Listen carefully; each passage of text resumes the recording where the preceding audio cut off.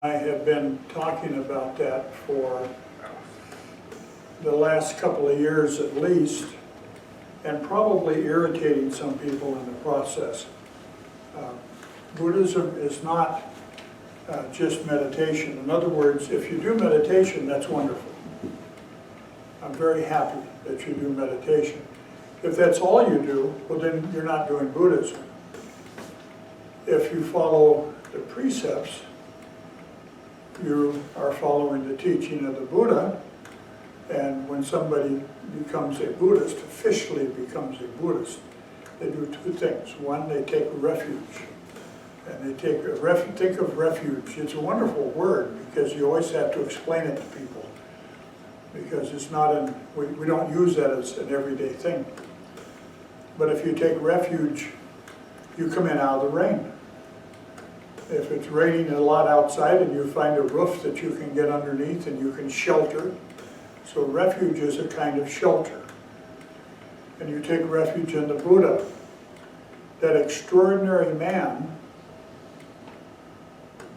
who taught the Four Noble Truths and the Eightfold Path and how to live a life that is not full of unhappiness and discontent and suffering.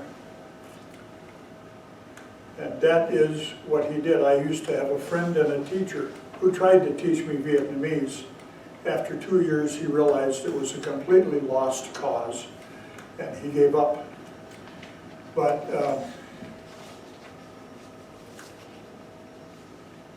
he used to say that the Buddha will always be special. I never worried about the Buddha being special, but he used to say the Buddha was special because he was the first. And I got my National Geographic magazine 2 or 3 days ago, and their subject is the Himalayas. And Hillary was the first. Lots of people have gone to the top of the Himalayas now, but there'll always be a first. And Hillary was the man that got to the top with some pretty lousy equipment, but still, he was the first. And the Buddha was the first that taught the Dharma, the second of the three treasures. And Dharma is an old Sanskrit word that means truth. Literally, it means truth. So when we talk about the Buddha's teaching, we talk about he taught the truth. And the Buddha had said repeatedly, and on his deathbed, he said, I hide nothing. There are no secrets that I'm keeping. Everything that you need to know, I've said. And on his deathbed, one of his disciples said, who will lead us now? And he said, the truth will lead you. The Dharma will lead you. You follow my teaching, everything will be fine. And one of his teachings was, don't believe it just because I said it. And we as human beings, we like to believe things because a very important person said them. You know, I can't imagine Mohandas Gandhi ever lying to anyone. Yet I'm sure Mohandas Gandhi would say, you need to look at what I say. Not just accept what I say, but look at what I say and see if it's true. And that's the way the Buddha was. And he had a group of disciples around him, and when he died, there were literally thousands, if the sutras are to be believed. But the old sutras, the middle sutras, the new sutras, they all say the same thing. That when he went into Unku, the summer training period, the rain season, when there's monsoon, and it's all across Asia, it's a wonderful time in Vietnam because you think you're going to drown. You walk outside, there's so much water, it's like someone's taking a bucket and throwing it on you. And it's when everything grows, and it's when the rivers swell up. It's when the Mekong is full. And when he would stop for the summer training period, he'd have 500 students, 700 students, 1,000, 1,200. They were recorded in the sutras. So we know he had a lot of monks. And he told them, your job is to spread the Dharma. Years ago, I gave a talk over at Victor, or not Victor, but at Barstow College when I was first up here. And someone I knew was dating a philosophy teacher over there, and she said, would you come and talk about Buddhism to his philosophy class? And I did. And I went over and I said, in my talk, I said, one of the distinctive things about Buddhism is we don't proselytize. Proselytize is, proselytize, think of Jehovah's Witness. 7 o'clock on Saturday, you're trying to sleep. It's the only day you get to sleep. And they're banging on the door. And they say, do you believe? If you don't believe, let me tell you what you should believe. That's proselytizing. Buddhism never has proselytized. Now you come to a temple like this, I get to tell you. I get to talk. But if we meet in the street, I say, how are you? How are your children? Is your car running okay now? Oh, I like your new hairdo. See you again, I hope.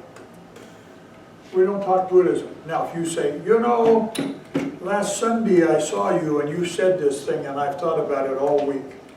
Can you explain it better? Then I will talk about Buddhism. We don't proselytize. And in the Buddha's time, the monks would travel from town to town. And the towns were 8 to 10 miles apart. It's how long they could, how far they could walk in an afternoon. They all had lunch together around 11 o'clock. Maybe the Buddha give a little talk, he'd say, go. And they would go from village to village. When I was in Vietnam, the first time I ever saw monks, they were in a little temple a fourth this size. If you can imagine something only a fourth this size. They had a Buddha statue, they had an incense burner, they had candles. One monk, he sat there and he read from the sutra. And people would come up to the door because it was only about, maybe 8 or 10 feet deep. It was wide and shallow. And he would read the sutras. And maybe they didn't read. Maybe they couldn't understand writing. So he would read it to them. And another monk would go around, like Mung, every week Mung now. He's the first monk I ever had that did this. He comes up here and he dusts. At least every week he'll tell me, oh, I have to go clean the altar. The Buddha's getting dusty. And he'd come up and dust. The other monk would go around, he'd offer incense. And I came there and I bought some incense from the house next door and offered incense. And of course, they were kind of amazed because of who I was. They're the Sangha. Now, I want you to, if you've pictured this, here's a monk, he's sitting down on the floor, he's reading a sutra, people are coming up, they're listening for a while, and they're leaving. Some are staying a long time. That's Buddhism. You can come and you can listen. You can leave whenever you want to leave. Don't jump up now. I'm not telling you to get up and leave right now. We got lunch waiting for us. But when the monks went into Egypt, they were called the silent ones. Egypt at that time was a lot of stuff going on. A lot of different beliefs, multi-gods, all kinds of things going on. And the monks went there and they got a little place to live, and they sat in that little place and they waited for people to come and say, what are you? What are you about? What are you here for? What do you teach? And they go, aha, you walked through my door. Now I can tell you these things. That's the Sangha. I've told this story any number of times, that one summer training in Los Angeles with my teacher, there were probably 15 or 20 of us. And he said to them, which is the most important, the Buddha, the Dharma, or the Sangha? Now, to become a Buddhist, officially, you would get up in front of everybody and you would say, I take refuge in the Buddha, I take refuge in the Dharma, I take refuge in the Sangha. I go to the Buddha for shelter. I go to the Dharma for shelter. I go to the Sangha for shelter. I have finished going to the Buddha. I have finished going to the Dharma. I have finished going to the Sangha. And magically, you are a Buddhist. But then that old monk, he says, wait, there's more to this than you know. You have some precepts I would like you to keep. And my teacher, Chua Thien, used to say, if you can only keep one, then keep that one. If you can only keep two, keep the two. And he would go down through them. But if you can try to keep all five, keep all five. Don't take life. Don't say things that harm people. Sometimes that's translated as don't lie. That's not a good translation. Don't say things that will harm people. Don't take things that don't belong to you. No theft. No improper sexual conduct. He always used, do not commit adultery. But no improper sexual conduct of any kind. In other words, no abuse of people. What's the matter? Call on. Don't worry about it. And then finally he said, don't drink intoxicants. To try to practice that is to be a Buddhist. It is a technique, and the technique is to reflect upon these things every day. He also gave us another powerful tool, and that powerful tool in the very beginning was meditation. Because through meditation you can see who you are. If you think you know who you are, you're already mistaken. And then later, other powerful tools before he died were instituted. Chanting is one of them. He instituted the ceremonies that we have. When I was young, I used to think this was something that people did. But many years after he died, people came along and said, oh, we ought to have a big celebration. Let's have some fireworks, and we'll have good food. And hey, let's go say the Buddha's name a lot. But reality is, with the exception of his birthday, I don't think they baked a cake for the Buddha. But we know Vulan, which is probably the single most important celebration, was instituted by the Buddha to bring relief to those that are suffering in places we like to call hell. But hell is a condition, it's not a place.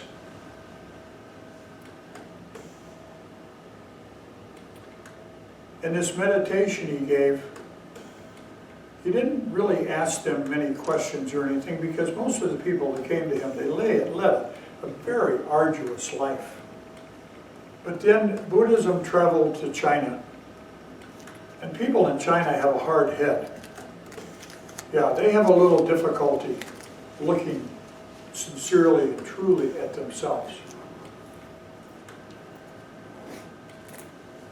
They assume they know. And so the first monk in China said, who are you? Now, you probably think that question was, tell me your name. And you might possibly think it means, tell me your name and where you live. And you may also think it means, tell me your name, where you live, what ethnic nationality you are, and what kind of car do you drive. And it's none of those things. When the great master Bodhidharma said, who are you? He was asking who you were. And if you answered, I don't know, that was a good answer. Because he had a stick. I don't have my stick up here. But he had a stick. He always had a stick. And if you said, well, I'm Bob, bam, he'd hit you. And if you went in there and you said, well, I'm a professor, I have many college degrees, whap, he'd hit you. He said, no, I ask, who are you? In the beginning, koans, and koan is a Japanese word. Kungan is a Chinese word. I don't know the Vietnamese word. Somebody will call it out for me before this is over with. I don't know the Korean word. It's like wahe or wuhe. Watu. Say it loud. Watu. Chua Watu. Watu? Okay. I knew it, but I wasn't sure. Watu, yeah.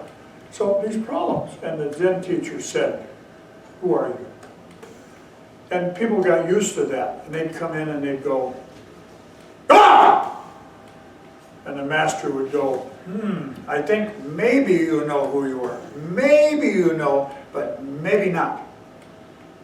So then he said, what did your face look like before you were born? Oh, the monk doesn't know. The monk scratches his head. And it went on like that. The answer to the question is irrelevant. One of the most famous koans, which means public case. Don't ask me why it means public case, but that's what it means. In the beginning, none of these were written down. By the time Dogen Zenji, the great Japanese master that took the Kaodong school from China to Japan, he took a book with him, and the book was called The Blue Cliff Record, and it was a collection of these stories of master-disciple, what they said to each other. Maybe it said how the disciple demonstrated he was enlightened. The most famous is about a monk named Chao. In Japan it's Joshu. Let's see if we know. In Korean it's Watu. Well, that's the koan. Okay, so here he is, and he's an older monk. He's been a monk a long time. He's done many of these problems with his master. The master has said, okay, you're done. All right, the cake is baked. You understand. You know who Buddha is. You know who you are. You know your Buddha nature. Nobody can trick you. So he would travel from temple to temple, and he was in his 80s at this time. He lived to be 120. And he would travel and give talks, and he would lead meditation. He would teach the Dharma. And there was a young monk there, kind of like this one here. Pretty young. He just turned 50, by the way. He's under the illusion he's old, but we know better. And a young monk came up, and there was a puppy, a little dog, a little baby dog, and it was down at the feet of the master, Chao. Now, I have to tell you aside why they had a puppy dog. They had a puppy dog because in China, they could not kill things. They were vegetarian. And so if a puppy was not needed, they didn't want the puppy dog, too many dogs, they would take it to the monastery, to the temple, and they would leave it at the front door. And they did this with, if you had a cow, if you had a moo cow that could not give milk anymore, they would take the cow and tie it up at the front of the temple. And if you had a horse you couldn't ride anymore, they took the horse and they tied it up at the front of the temple. And books tell us that long time ago in China, in the back of the temple were all of these animals. And the monks had to go beg food for the animals. I need some hay, sir, to feed our cow. What are you doing with a cow? Well, they didn't want to kill the cow, so they brought the cow to the temple. So how did the puppy dog get there? Somebody snuck up, left it one night. And the puppy dog is playing at the foot of the master. And a young monk says to him, does that puppy dog have Buddha nature? Now you see, by that time they had the Lotus Sutra. And the Lotus Sutra, page after page after page after page, it tells you the same thing in many different ways. All people, all things have Buddha nature. All things that live eventually will become Buddha. Even a cockroach will eventually become Buddha. Puppy dogs will become Buddha. That's what Lotus Sutra says. The great monk Chua Thien said, hum. Now, you know my Vietnamese accent is horrible.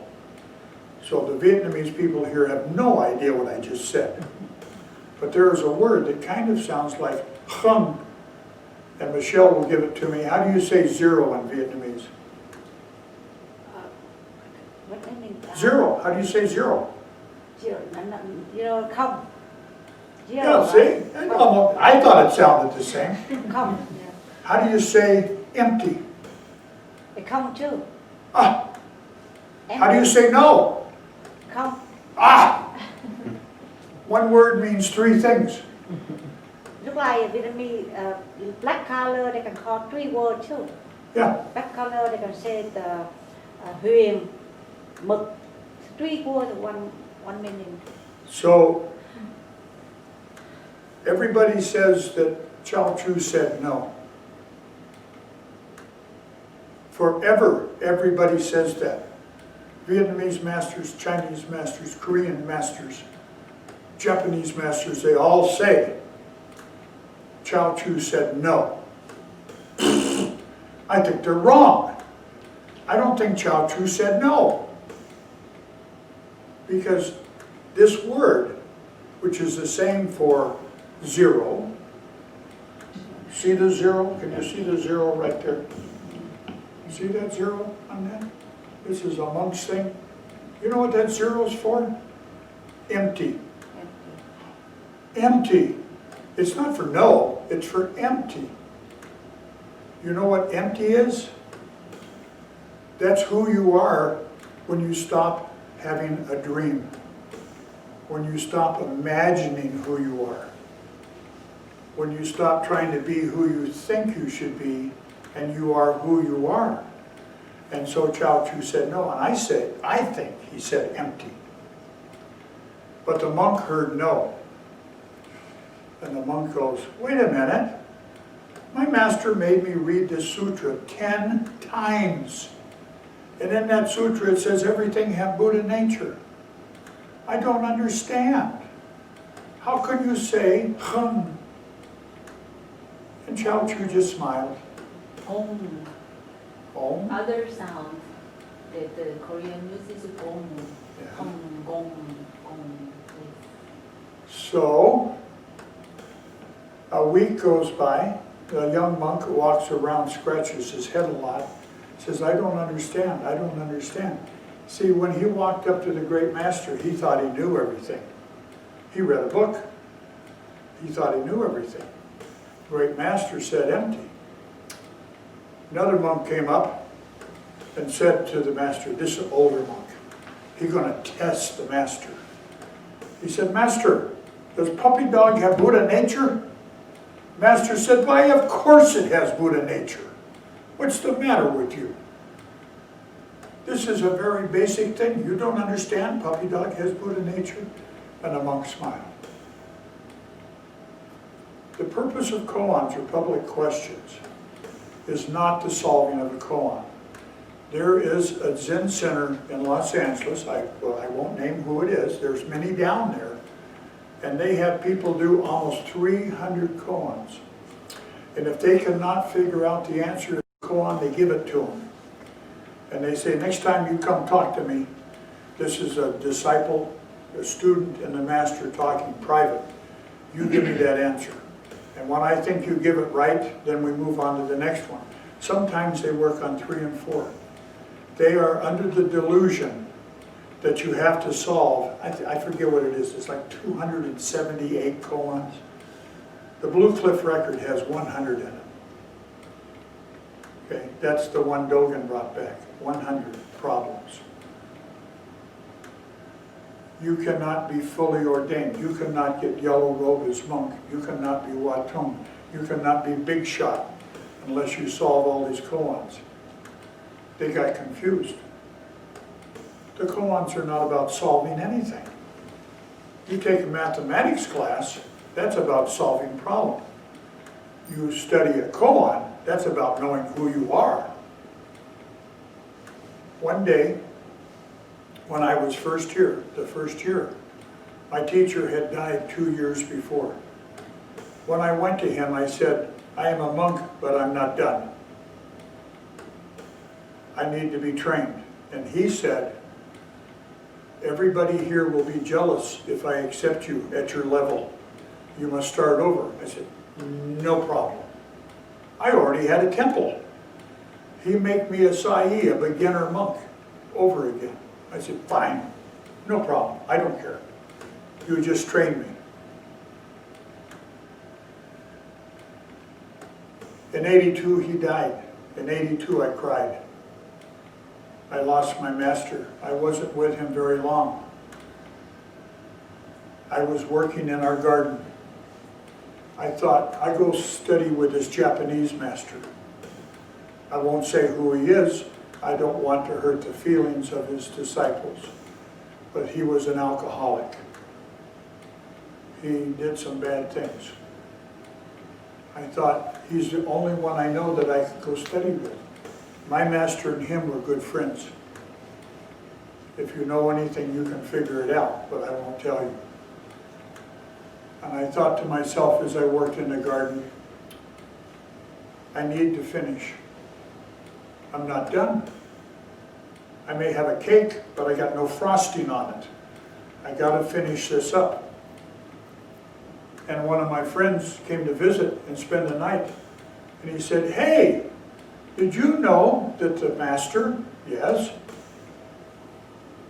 last week he got up in front of all his disciples, his monks and his lay disciples, and he told them, I am an alcoholic. I have done bad things. I now have joined Alcoholics Anonymous. I promise you that I will try to do better. And I had an awakening. A friend of mine, I saw him on YouTube talking about enlightenment. I thought that was the silliest thing I ever heard. I want to tell you about enlightenment. I'm not going to tell you about nothing. I let go. At that moment, I understood. I was done. That's all. I have a student by the name of Venerable Wanji who says, oh, you know, you study a koan. There's no rockets in the sky. There's no bells that sound. I think maybe for some people there are. For me, I went back to doing what I was doing. I was weeding in the garden. That was my awakening. But I did realize that I'm okay. Doesn't mean I arrived. It means my feet are on the right path. And as long as I keep my feet on that path, everything will be okay. Namo Yidafa. And we say the name of the Buddha because it's a special name. So when we greet each other, instead of saying hello, we say Amida Buddha. Or sometimes Shakyamuni Buddha. Or sometimes Kuan Yin Bodhisattva, Kuan Yin Bodhisattva. It's a good thing to say as we bow to our Buddha nature.